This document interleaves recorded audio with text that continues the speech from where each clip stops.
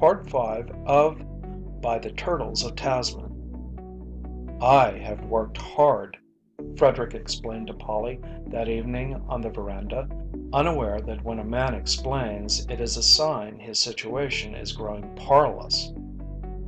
I have done what came to my hand, how creditably it is for others to say, and I have been paid for it.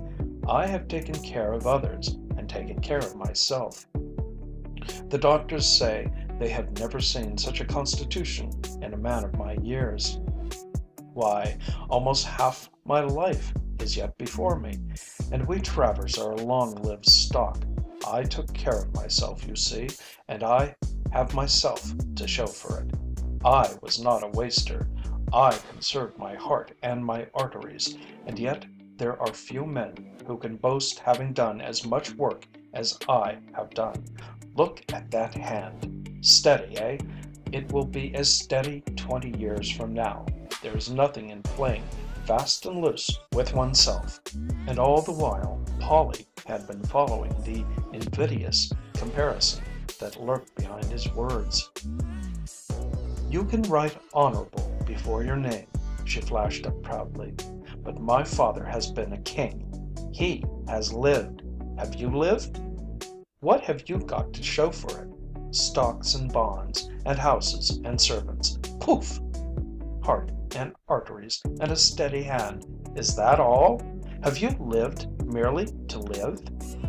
Were you afraid to die? I'd rather sing one wild song and burst my heart with it than live 1,000 years watching my digestion and being afraid of the wet. When you are dust, my father will be ashes. That is the difference. But, my dear child, he began. What have you got to show for it? She flamed on. Listen.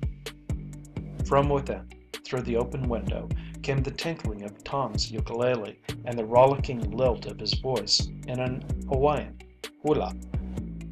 It ended in a throbbing, primitive love call from the sensuous tropic night that no one could mistake. There was a burst of young voices and a clamor for more. Frederick did not speak. He had sensed something vague and significant. Turning, he glanced through the window at Tom, flushed and royal, surrounded by the young men and women, under his Viking mustache, lighting a cigarette from a match held to him by one of the girls. It abruptly struck Frederick that never had he lighted a cigar at a match held in a woman's hand. Dr. Tyler says he oughtn't to smoke. It only aggravates, he said, and it was all he could say. As the fall of the year came on, a new type of men began to frequent the house. They proudly called themselves sourdoughs, and they were arriving in San Francisco on the winter's furlough from the gold diggings of Alaska. More and more of them came, and they preempted a large portion of one of the downtown hotels. Captain Tom was fading with the season and almost lived in the big chair. He drowsed oftener and longer, but whenever he awoke, he was surrounded by his court of young people, or there was some comrade waiting to sit and yarn about the good old gold days and plan for the new gold days. For Tom, Husky Travers, the Yukoners named him, never thought that the end approached. A temporary illness, he called it, the natural enfeeblement following upon a prolonged bout with Yucatan fever. In the spring, he would be right and fit again. Cold weather was what he needed. His blood had been cooked. In the meantime, it was a case of take it easy and make the most of the rest. And no one undeceived him. Not even the Yukoners, who smoked pipes and black cigars and chewed tobacco on Frederick's broad verandas until he felt like an intruder in his own house. There was no touch with them. They regarded him as a stranger to be tolerated. They came to see Tom, and their manner of seeing him was provocative of innocent envy pangs to Frederick. Day after day he watched them. He would see the Yukoners meet, perhaps one just leaving the sick room and one just going in. They would clasp hands, solemnly and silently, outside the door. The newcomer would question with his eyes, and the other would shake his head. And more than once Frederick noted the moisture in their eyes. Then the newcomer would enter and draw his chair up to Tom's, and with jovial voice proceed to plan the outfitting for the exploration of the upper Kuskokwim, for it was there Tom was bound in the spring. Dogs could be had at Larrabee's, a clean breed too, with no taint of the soft Southland strains. It was rough country, it was reported, but if sourdoughs couldn't make the traverse from Larrabee's in 40 days, they'd like to see Chechako do it in 60. And so it went, until Frederick wondered, when he came to die, if there was one man in the county, much less in the adjoining county, who would come to him at his bedside. Seated at his desk, through the open windows would drift whiffs of strong tobacco and rumbling voices, and he could not help catching snatches of what the Yukoners talked. Do ye recollect that Koyukuk rush in the early '90s? He would hear one say. Well, him and me was partners then, trading and such. We had a dinky little steamboat, the Blatterbat. He named her that, and it stuck. It was a caution. Well, sir, as I was saying, him and me loaded the little Blatterbat to the guards and started up the Koyukuk, me firing and engineering and him steering, and both of us deck-handed. Once in a while we'd tie to the bank and cut firewood. It was the fall and mush ice was coming down and everything getting ready for the freeze-up. You see, we was north of the Arctic Circle then and still heading north. But they was 200 miners in there needing grub if they wintered, and we had the grub. Well, sir, pretty soon they begun to pass us, drifting down the river in canoes and rafts. They was pulling out. We kept track of them. When 194 had passed, we didn't see no reason for keeping on, so we turned tail and started down. A cold snap had come, and the water was falling fast, and dang me if we didn't round on a bar upstream side. The Blatterbat hung up solid, couldn't budge her.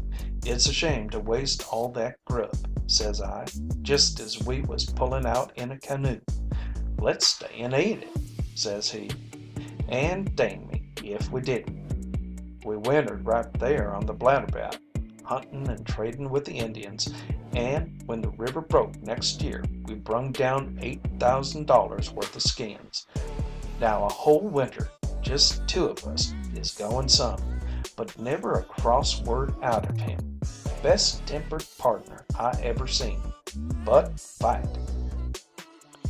Huh, came the other voice. I remember the winter Oily Jones allowed he'd clean out 40 Mile, only he didn't. For about the second yap he let off, he ran afoul of Husky Travers. It was in the White Caribou. I'm a wolf, yaps Jones.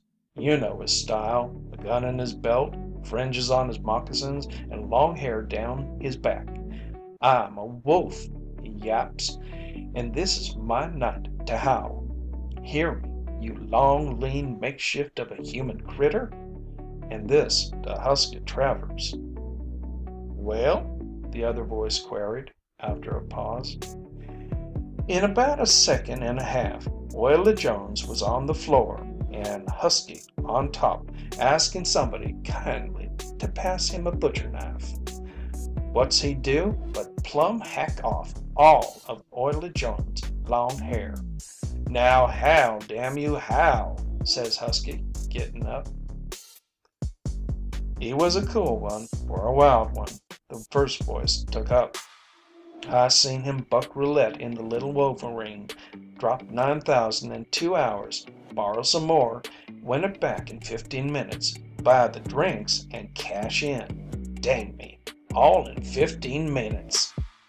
One evening, Tom was unusually brightly awake, and Frederick, joining the rapt young circle, sat and listened to his brother's serio-comic narrative of the night, of wreck on the island of Blang, of the swim through the sharks where half the crew was lost, of the great pearl which Dessaix brought ashore with him, of the head-decorated palisade that surrounded the grass palace wherein dwelt the Malay Queen with her royal consort, a shipwrecked Chinese Eurasian, of the intrigue for the pearl of Dessaix, of mad feasts and dances in the barbaric night, and quick dangers and sudden deaths, of the Queen's love-making to Dessaix, of Dessaix's love-making to the Queen's daughter, and of Dessaix, every joint crushed, still alive, staked out on the reef at low tide to be eaten by the sharks, of the coming of the plague, of the beating of tom-toms and the exorcising of the devil doctors, of the flight over the man-trapped wild pig runs of the mountain bushmen, and of the final rescue by Tasman, he who was hatcheted only last year and whose head reposed in some Melanesian stronghold, and all breathing of the warmth and abandon and savagery of the burning islands of the sun. And, despite himself, Frederick sat entranced, and when all the tale was told, he was aware of a queer emptiness. He remembered back to his boyhood, when he had pored over the illustrations in the old-fashioned geography. He, too, had dreamed of amazing adventures in far places and desired to go out on the shining ways. And he had planned to go. Yet he had known only work and duty. Perhaps that was the difference. Perhaps that was the secret of the strange wisdom in his brother's eyes. For the moment, faint and far, vicariously, he glimpsed the lordly vision his brother had seen. He remembered a sharp saying of Polly's: "You have missed romance. You traded it for dividends." She was right, and yet not fair. He had wanted romance, but the work had been placed ready to his hand. He had toiled and moiled day and night, and been faithful to his trust. Yet he had missed love and the world living that was forever a whisper in his brother. And what had Tom done to deserve it? A wastrel and an idle singer of songs. His place was high. He was going to be the next governor of California. But what man would come to him and lie to him out of love? The thought of all his property seemed to put a dry and gritty taste in his mouth. Property! Now that he looked at it, $1,000 was like any other $1,000, and one day of his days was like any other day. He had never made the pictures in the geography come true. He had not struck his man, nor lighted his cigar at a match held in a woman's hand. A man could sleep in only one bed at a time. Tom had said that. He shuddered as he strove to estimate how many beds he owned, how many blankets he had bought.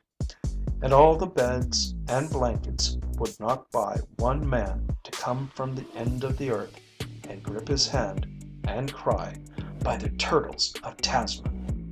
Something of all this he told Polly, an undercurrent of complaint at the unfairness of things in his tale, and she had answered: "It couldn't have been otherwise. Father bought it. He never drove bargains. It was a royal thing, and he paid for it royally. You grudged the price, don't you see? You saved your arteries and your money, and kept your feet dry." End of part 5.